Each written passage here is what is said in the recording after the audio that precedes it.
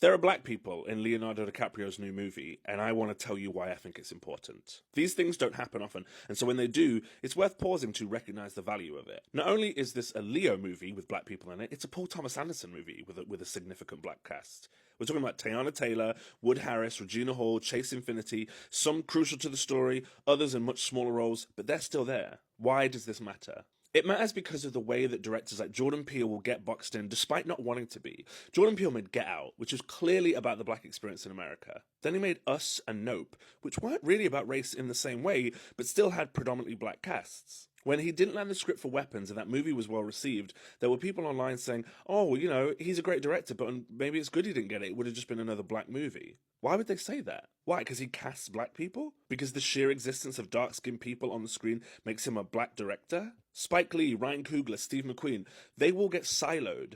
Not just structurally, but also subconsciously in the eyes of the mainstream. But their white contemporaries, Nolan, Villeneuve, PTA, Wes Anderson, Greta Gerwig, Tarantino, Scorsese, no one calls them white directors. That's the privilege. They're never tasked with telling white stories. They get to sprawl, they get to dream, they get to build entire worlds without ever being boxed in by their very specific racial identity. And so the logic becomes, well, if Jordan Peele had made Weapons and cast just a couple more black people in it, the movie would suddenly be too black for audiences to identify with?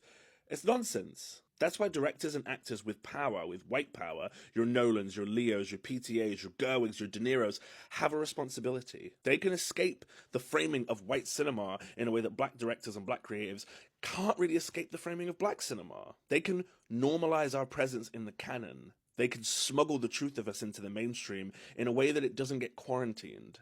A clear example to me was Black Panther and Into the Spider-Verse, two movies released in the same year. Black Panther announced itself as a black event, but Spider-Verse slipped culture in, under cover of night, through family, through the music, through the neighborhood, through the rhythm of the film. There's a similar tension in the way that you see discussions about Malcolm X and Martin Luther King. Martin was a powerful voice that convinced white people that we matter, but Malcolm was a powerful voice that convinced us we matter. Because that's the thing, there's always a fight on two fronts.